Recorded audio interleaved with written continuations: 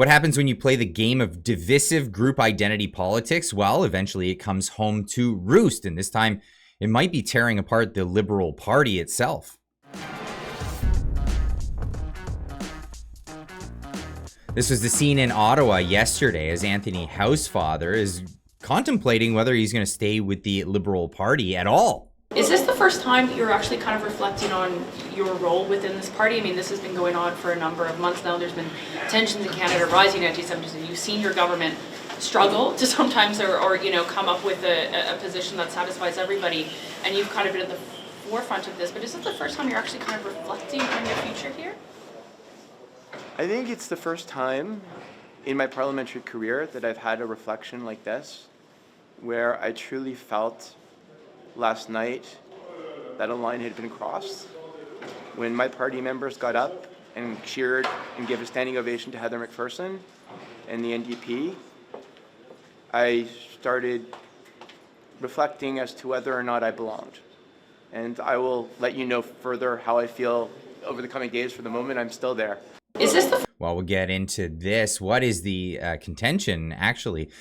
Politics briefing. Liberal MP Anthony Housefather ponders next move after party backs an NDP motion on Middle Eastern conflict. No, this has nothing to do with Canada. Of course, it has to do with another place somewhere else in the world. This, of course, is the Israel-Palestine conflict that's ongoing. Now, this initially is about a non-binding piece of legislation, but nonetheless, it is close to home for Anthony himself, and he put together this speech during the debates for this. Thank you, Mr. Speaker. Mr. Speaker, I am a Canadian, I am a Jew, and I am a Zionist.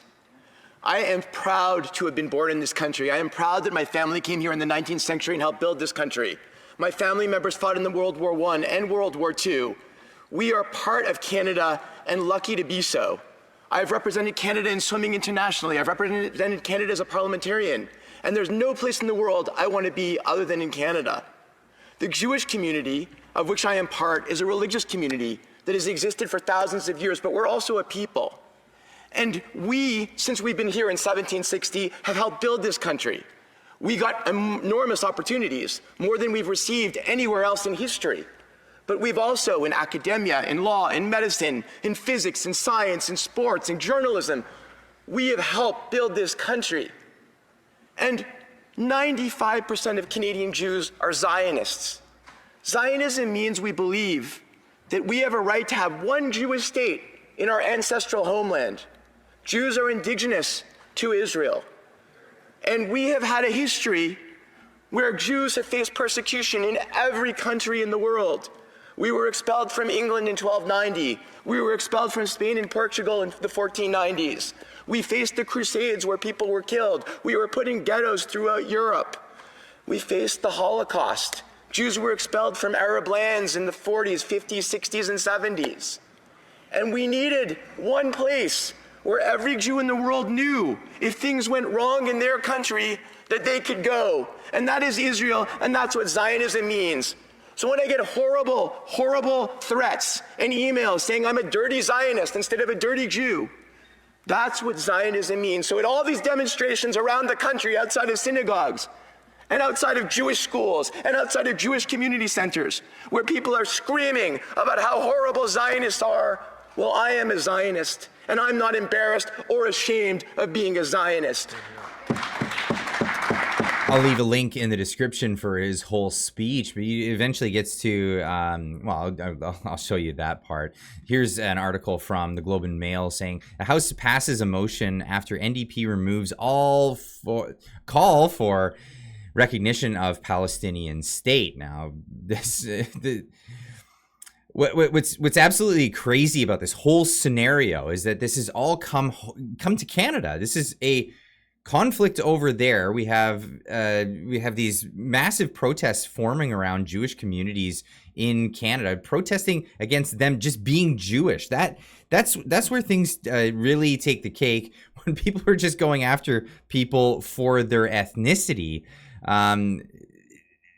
They're Canadians. I mean, Arabs that move to Canada are Canadians. Jews that move to Canada are Canadians.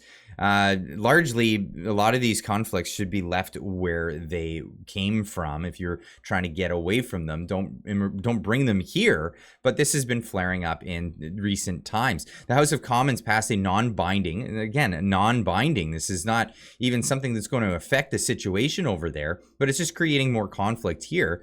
A non-binding motion late Monday that came closer to mirroring existing government policy on the Israeli-Hamas war, after a day of tense negotiations between the Liberals and NDP that saw the New Democrats move the most contentious part of the motion, which called on Canada to recognize the state of Palestine. Just 20 minutes before the House was set to vote on the controversial motion, which would have split the government caucus, the Liberals announced a deal with the NDP to significantly amend it. The changes to the non-binding policy statement replaced the call for the recognition of a Palestinian state, which the existing Liberal government policy on negotiated two-state solution for Israel and Israelis and Palestinians, among the other changes that incorporated a stronger language against Hamas. Now, this is what he had to say at the end of his speech. Well, just let it play. Speaker, I stand with Israel, our democratic ally, our friend, and we, when a time of war, is when you look at countries and you say, do you stand with our ally or not? Mr. Speaker, Canada should be standing with Israel. Canada should be defending the right of Israel to fight back against a terrorist organization, and we should not be passing motions that make the terrorist organization equivalent to a democratic state. Thank you. So that was his contention there, is the equation between Hamas, the terrorist organization, and the state of Israel.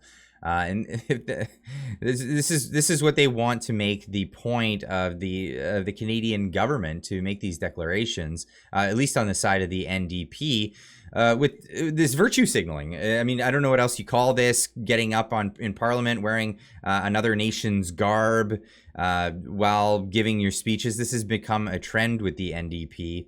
And of course, they're the party of identity politics, but so is the Liberal Party. It really is crazy. Rather than just taking a stand on an issue or not taking a stand on an issue, saying that you're either indifferent or you're strong on this thing.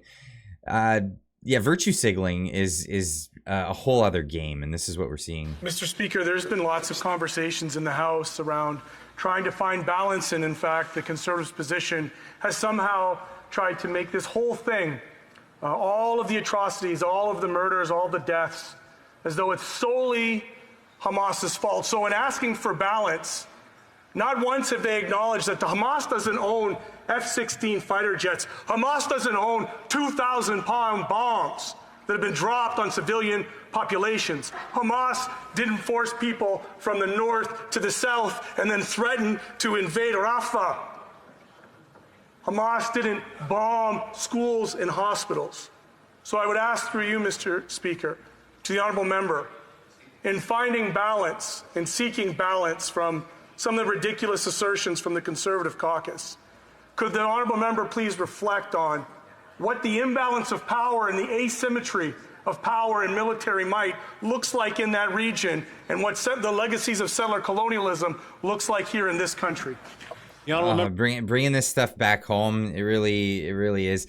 Hamas is innocent in this? No, this is just crazy, absolutely crazy, and that's why it has so much contention. Why don't we just stick to Canadian politics, maybe Canadian issues in Canada? That would probably be a lot more savory for the general public in this. And this is what I believe is largely drumming up these issues, and why it becomes issues in Canada, because we give so much weight to this virtue signaling, because I mean, it just goes down their party politics and divisiveness and what really they stand for in this, not for anything in particular, just for division.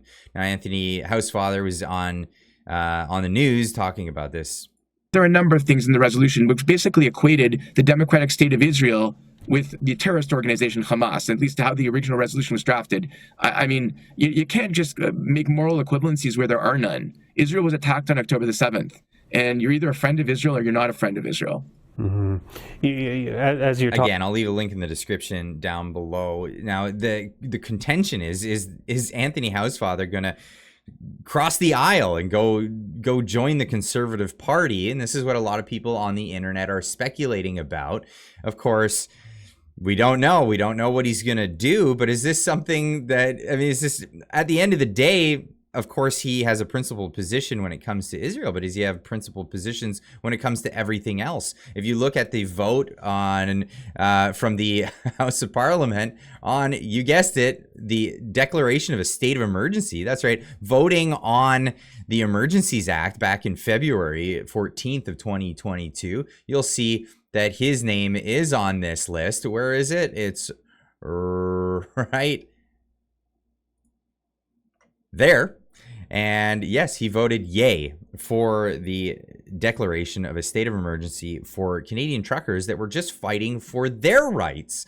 Now, this is where it always becomes this kind of situation. Is it rights for everyone, or is it rights for particular groups? I'm interested in hearing your opinions on this in the comments, because I think the ultimate minority in this country is the individual. And of course, you know, people have their cultural things, and they should be able to enjoy all of their cultural things depending on where you came from in the world originally. Your families, I mean, most families in Canada came from somewhere else unless you're indigenous to this country.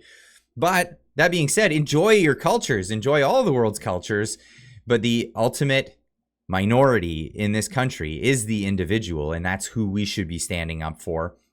And is that who all these people are standing up for? All these people in this argument, are they standing up for individual rights? Or are they standing up for particular group rights or group privileges or group, extra things that you can get as being a part of a group? Again, I stand for individual rights. What say you? Leave a comment in the comment section down below. Let me know what you think, and whether you disagree or you agree with what I had to say in this video.